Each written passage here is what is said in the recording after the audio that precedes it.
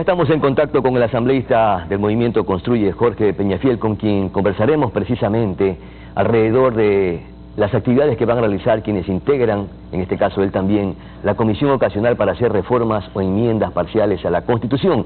Pero no queremos desaprovechar la presencia de nuestro invitado para consultarle sobre la resolución de la Asamblea Nacional el día de ayer, precisamente, que respalda a la Fiscal General de la Nación, Diana Salazar, y también rechazan algunas manipulaciones al sistema de justicia en torno a este tema. Muchísimas gracias, mi querido Jorge Peñafiel. Con este respaldo que le brindaron ayer en el Pleno de la Asamblea Nacional a la Fiscal General de la Nación, Diana Salazar, ¿se frena todo intento de juicio político? Bienvenido. Muy buenos días, estimado Pedro. Un saludo a todos quienes nos miran y nos escuchan. Bueno, efectivamente, así, el día de ayer hicimos un cambio del orden del día, lo presentamos ante la Secretaría de la Asamblea Nacional y del Presidente de la Asamblea y terminó aprobándose por 74 votos la moción presentada en una resolución por parte de la Asamblea Nacional con el objetivo de respaldar el trabajo que viene realizando la señora Fiscal General del Estado en relación al caso Metástasis y en general a todos los esfuerzos que ella está realizando para combatir el crimen organizado enquistado en las entidades del Estado. Esta resolución se la tomó precisamente porque a criterio de este legislador y de la bancada del Movimiento Construye, existe definitivamente una necesidad de mostrar síntomas y de mostrar verdaderos actos que vengan efectivamente a apoyar este tipo de acciones por parte de las autoridades que efectivamente están luchando contra la corrupción.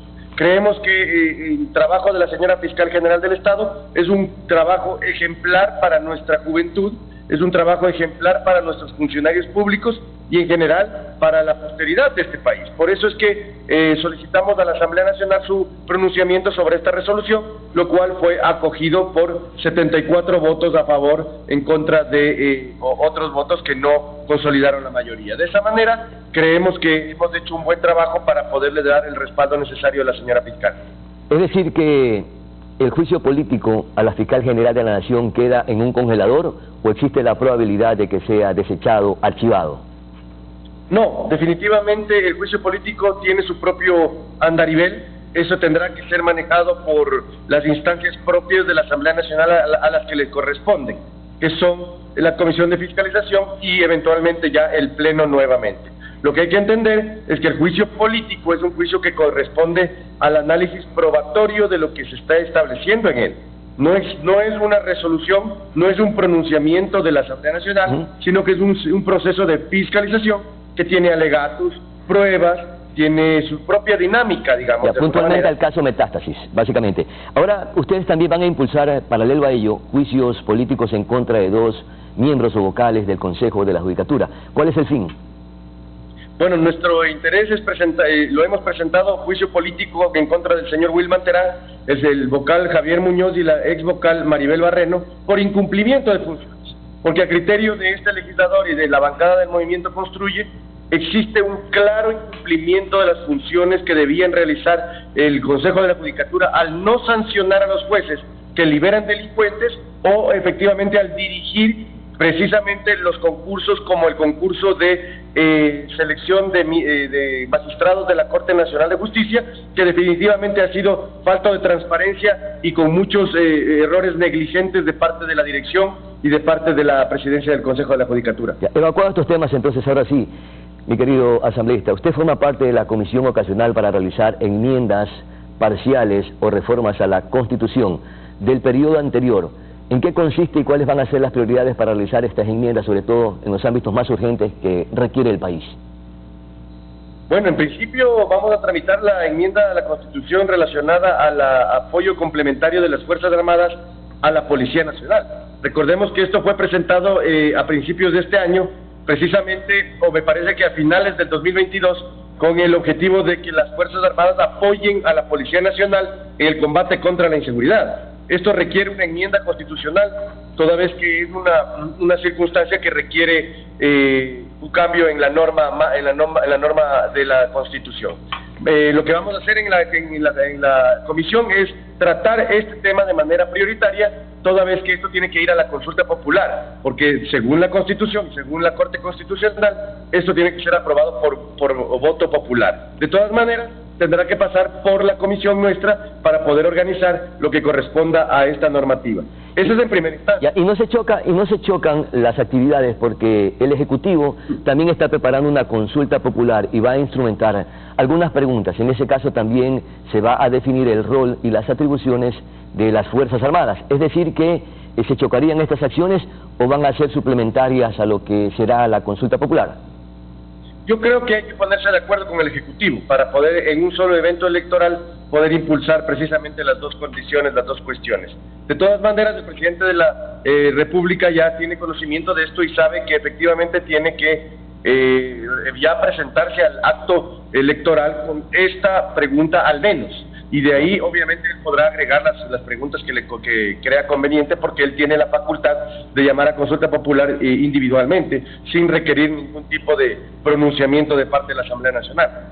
¿Y qué van a plantear en estas reformas, en estas enmiendas, alrededor del rol que cumplen las Fuerzas Armadas y las atribuciones que tiene esta importante institución del Estado, sobre todo porque se quieren hacer cambios necesarios y urgentes para que también se sumen al combate del crimen organizado y transnacional que está afectando al país? Bueno, ahí lo que está planteado y lo que la Corte Constitucional ha emitido, porque esto tiene un dictamen de Corte Constitucional, es que efectivamente las Fuerzas Armadas tengan la capacidad de apoyar complementariamente a la Policía Nacional en el combate contra la inseguridad, llevando a tope las facultades propias de la Policía Nacional y de las Fuerzas Armadas, para que dentro del marco de la Constitución se pueda ejercer la fuerza en contra de los delincuentes y del crimen organizado, sin llevarlos obviamente a una instancia de irrespeto de sus derechos humanos, pero de todas maneras llevando a tope a esta facultad. Esto lo que plantea básicamente es que las Fuerzas Armadas apoyen complementariamente a la Policía Nacional y en base a una petición de la Policía Nacional y aprobado por el Presidente de la República. Esa es la enmienda que vamos a... Es que la Corte Constitucional la vez anterior también ya se pronunció al respecto y no le daba todas las facultades que requieren precisamente para que se incorporen en conjunto con la Policía Nacional para combatir la delincuencia en nuestro país. Lo que pasa es que en esos momentos estábamos en un marco de estado de excepción, estimado Pedro. Eso es una condición diferente a la que vamos a hacer nosotros. Nosotros vamos a reformar la Constitución de la República con el objetivo de que ya no necesiten estado de excepción para poder ya enviar a las Fuerzas Armadas a combatir la inseguridad de igual manera, de manera complementaria a la Policía Nacional, pero hacerlo de una manera proactiva y positiva. Y estas reformas, estas enmiendas que se aprueben alrededor de los roles y atribuciones de las Fuerzas Armadas, ¿tendrán que ser nuevamente aprobadas por la Corte Constitucional o directamente la Asamblea Nacional ya las aprueba estos cambios? A ver, el dictamen de la Corte Constitucional establece que esto tiene que realizarse por consulta popular, toda vez que existe, pero tiene que pasar por la Asamblea Nacional para poder, digamos, enmarcar jurídicamente y establecer claramente cuál va a ser la reforma a la Constitución que se va a realizar. Una vez que la Comisión de Enmiendas emita este informe, ya el Presidente de la República o la propia Asamblea Nacional podría impulsar ya la consulta popular de así requerirlo. Es decir, que le facilitan el trabajo al Ejecutivo para que plantee las preguntas en la consulta popular que también se está instrumentando. Precisamente esa es un poco la idea, ¿no? Que nosotros utilicemos la Comisión de Enmiendas con el objetivo de que le permitamos al Presidente de la República al menos ya tener todos los elementos, digamos, operativos listos, de tal manera que él pueda ya impulsar la consulta popular, incluyendo las preguntas que él vaya a desear. En este tema puntual, ¿qué tiempo le tomará a la comisión ocasional, que está integrada por 5 miembros a propósito, y que está compuesta democráticamente por cada uno de los asambleístas de diferentes tiendas políticas? ¿Qué tiempo le tomará para que ya tengan listo esta enmienda o esta reforma, puntualmente en el rol de las Fuerzas Armadas? Bueno, yo esperaría que eso sea más o menos rápido. Yo te diría que más o menos a finales de enero, principios de febrero deberíamos tener ya todo esto elaborado y listo para poderlo presentar. No es solo la única enmienda que está pendiente, hay una enmienda también adicional que también tendremos que tratar relacionada a los requisitos para ser asambleísta, que también está aprobada debidamente. Ya, perfecto, van a proponer modificaciones al artículo 119 de la Constitución para modificar justamente los requisitos para ser asambleístas. ¿Qué van a plantear? Bueno, allí hay un marco también de parte de la Corte Constitucional que nos está estableciendo que es constitucional, efectivamente, establecer requisitos para ser asambleísta, pero no pueden ser requisitos que sean inalcanzables para toda la ciudadanía, de tal manera que ser asambleísta se vuelva difícil o se vuelva complicado. La idea nuestra en este sentido es darle un marco lógico y sobre todo establecer requisitos más hacia la lógica de la experiencia antes que solicitar títulos académicos para poder ser asambleísta, porque no cabría que la gente que no tenga acceso a la educación no pueda ser asambleísta. Entonces, lo que vamos a hacer es llevar el dictamen de la Corte Constitucional, leerlo perfectamente, analizarlo, de tal manera que podamos tener eso claro para poder establecer más requisitos para ser asambleísta que mejore la condición y la calidad del legislativo.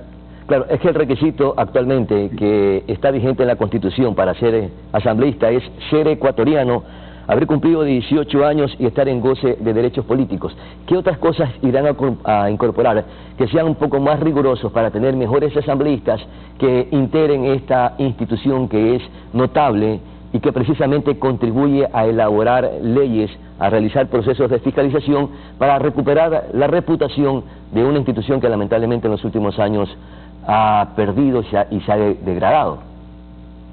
Bueno, ya lo hemos dicho, ¿no? En opinión de este legislador al menos, yo creo que tenemos que establecer requisitos relacionados a la experiencia, es decir, solicitar experiencia legislativa, o al menos en cuerpos colegiados que requieran debate y requieran procesamiento de ponencias o de mociones, porque eso es algo muy importante dentro de la Asamblea y del Legislativo. Necesitamos darle a la gente seguridad y tranquilidad de que la persona que está yendo a ser su representante al menos sabe hacer el trabajo. Claro. Sabe poner una moción, sabe debatir, sabe poner informes, sabe poner observaciones a los informes o cualquier ponencia de cualquier tipo. Eso es lo importante. Lo que tenga conocimiento por lo menos del procedimiento parlamentario, que es básico en la Asamblea Nacional. Exactamente. Lo que no podemos hacer es establecer requisitos que van más allá de lo que se podría considerar democrático. ¿A qué me voy? No podemos establecer. ¿Qué mejor sería que todos de la Asamblea Nacional seamos magísteres o PhDs en alguna ciencia? Pero eso es establecer un requisito a criterio de este legislador que puede perjudicar el nivel de representatividad y la calidad de representación que tenga la Asamblea Nacional, volviéndola una entidad no democrática. Por tanto, yo creo que... Más bien restrictiva para la participación democrática y ciudadana. ¿El número de asambleístas también será revisado por parte de ustedes quienes conforman esta comisión ocasional asambleísta? No, no está planteado como tal, no obstante no quitamos la posibilidad de poderlo presentar como iniciativa propia. Hay algunas propuestas que estamos analizando, yo creo que eso es también parte de nuestro trabajo. Yo esperaría tener más o menos claro el tema a principios del mes siguiente. Perfecto, muchísimas gracias. Lo que decía que esta comisión está integrada por asambleístas de la Revolución Ciudadana, ADN, Construye, Partido Sociedad Patriótica y Pachacute, lo que significa que esta comisión va a ser una participación democrática y probablemente se saquen los mejores resultados y la propuesta para seguir fortaleciendo el sistema legislativo en nuestro país. Muchísimas gracias, mi querido Jorge Peñafiel. Muy gentil por estar conversando en estos instantes con Noticias Normal. Vamos nosotros a una breve pausa publicitaria y ya volvemos con muchísima más información.